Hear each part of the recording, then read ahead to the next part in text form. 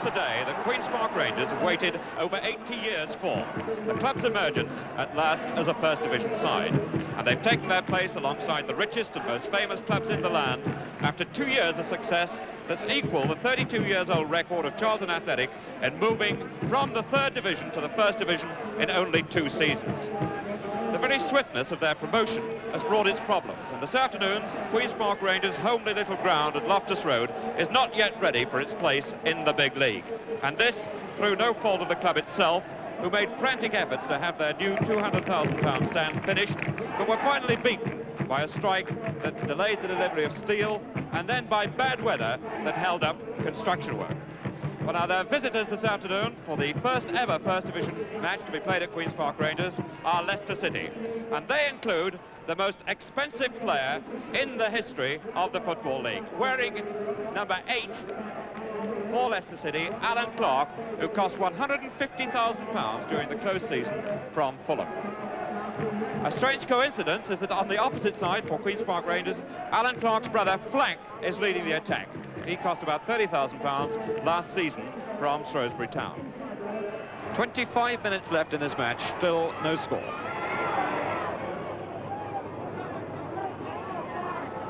The news of Frank Clark, the Queen's Park Rangers centre forward, who's got a twisted knee. It's not thought to be too serious. Stringfellow, Clark, and Clark poaching there on the edge of the box, gets the sort of goal he's been bought for. Ian Morgan, Allen, Sibley, Ian Morgan, Sibley making the extra man on the right. Wilkes, Allen, and that's it. Keane is up there as well. It goes to Keane, it goes to Bridges. A goal! A goal! Francis Lee. Neil Young, a neat little bit of play there through to Oakes. A shot there, oh, great save by Kelly. Good boy. I wonder if Manchester City are wondering at this moment, how on earth do we beat this boy Kelly? Perhaps there's another chance coming up with this corner. Doyle's trying his luck, and it's there! They have beaten him. West Bromwich Albion kicking off at the Hawthorns. They're at home to Queen's Park Rangers, and who doesn't remember that shattering defeat of 2 seasons ago when Third Division QPR beat Albion in the League Cup final. This was the warm-up for Albion's revenge. But First Division Queen's Park have never quite lived up to their promise. Vic Leach, number 8, clears it, only to see Albion hammering back. And a lead up by Astle gives young Richard Hartford an opening for Albion's first.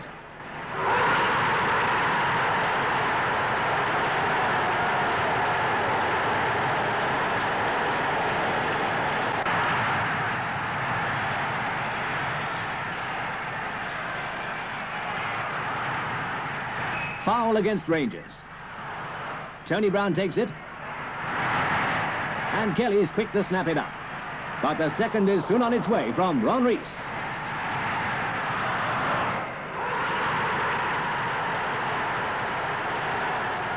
And here's the third, a cross from 17-year-old Hartford, and Jeff Astle heads it through.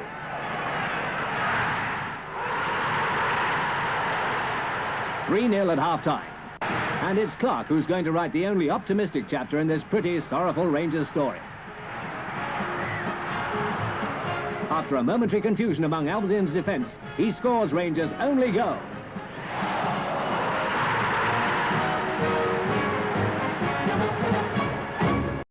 Bobby Moore, in footballing terms, is a genius. The words are those of one of Britain's top managers, and he was referring not only to Bobby's defensive qualities, but also to his ability to detach himself from a game, observe, exploit, and correct on behalf of his team.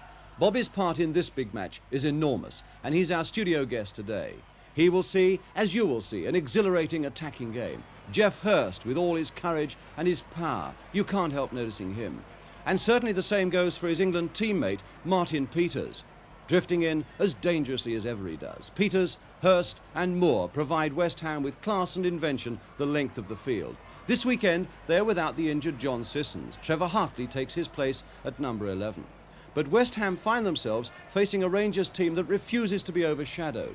They'd surprised us by bringing in Ron Springett back into goal in place of Mike Kelly. But it says much for Rangers' performance that Ferguson in the other goal is kept just as busy as Springett. This is a Rangers team that today stands at the bottom of the First Division. Yet to watch them here suggests that they are skillful and determined enough to climb to safety in the critical months to come. Stevenson to Moore, ever composed, and a good pass to Brooking. Hurst is racing on ahead. Here's Hurst. And now to Redknapp. Hurst! Closing in so very dangerously indeed to that short one to the near post from Redknapp. Good play by Redknapp and dangerous work by Hurst.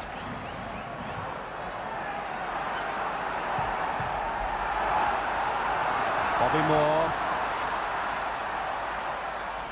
And Bonds. And here's another one aimed at Hurst. And he's getting to it! Oh, again, so very close. And Springett was a little slow across his line to get that header from Jeff Hurst. But it was just a fraction wide. So in an inkling, we've seen the power of West Ham in attack. Stevenson. That's a clever, cool piece of play by Hazel. And not a bad ball, a very good one indeed to Bridges. And it's a goal!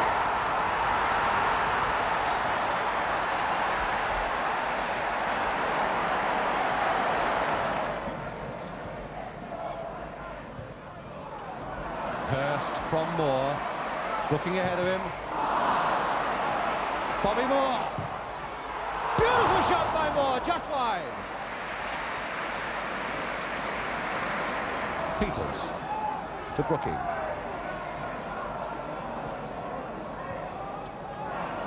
Now Bobby Moore.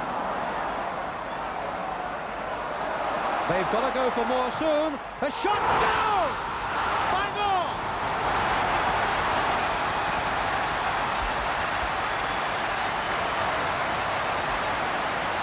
Certainly Hurst was being unfairly held by Hunt. There's Hurst.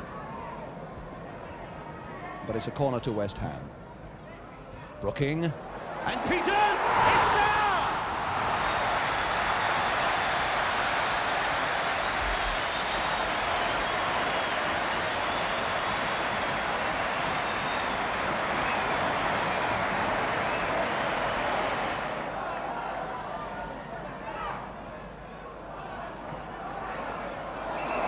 Brooking shielding that ball well from the challenge of Hunt. But a free kick to West Ham. Bobby Moore to take it. And Hurst waiting to sprint in there. Beautiful goal by Hurst. What a magnificent combination again by West Ham. The quickly taken free kick by Moore, low and to the near post. And Hurst was moving before Moore had taken the kick.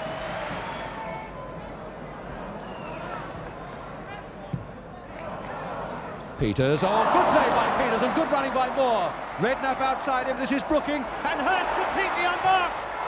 Oh, and he missed it. And he's as puzzled as we are, I'm quite sure, Jeff Hurst. Good challenging there by Bridges, and a good pass up the wing here for Wilkes. Morgan's waiting in the middle, there's Morgan, is also neat, a beautiful goal!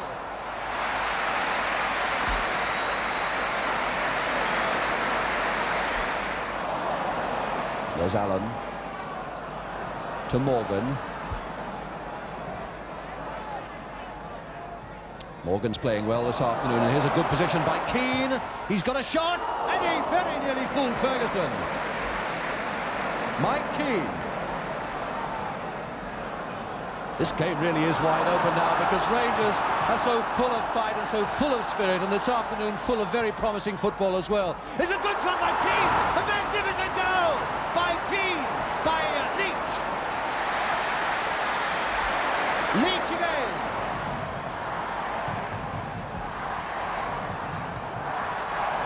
Well, I wonder what Ron Greenwood, the West Ham United manager, there he is on the right, sitting there, never shows his emotion, but he must be thinking all sorts of things at the moment, having seen his side give away a 2-goal lead. Hurst to Redknapp. Oh, what a goal!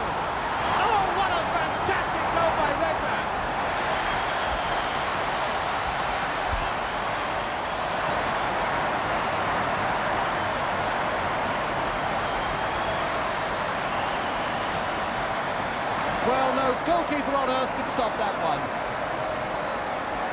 Well, you can walk 100 miles and see 100 games of football, and you never see a better goal than that one scored by Harry Radnor.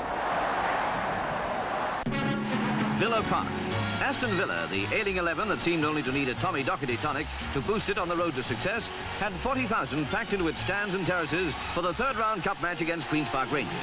One question asked as the match got underway was, would Docherty's brief stay at Rangers have left the mercurial manager's fire to win with them? Or was the Docherty influence stronger in the home side? Villa certainly were aggressive.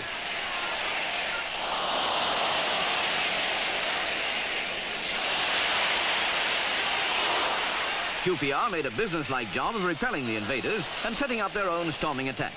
Dunn had his work cut out in Villa's goal.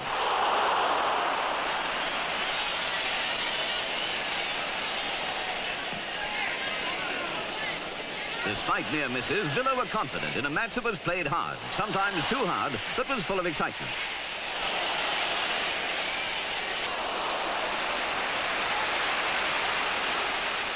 Rangers didn't seem to mind the crash-bang soccer and pressed for all they were worth. It paid off in the 39th minute through Ian Morgan.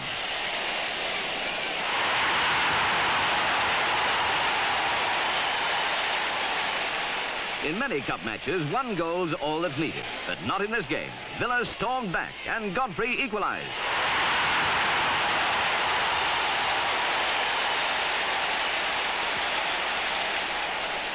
By midway through the second half, it was clear that the Villa were playing all out to snatch the lead. And snatch it they did. A fantastic goal.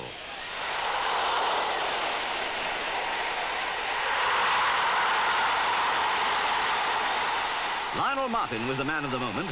So was Tommy Docherty. His instructions had been to win. His team had carried out the order.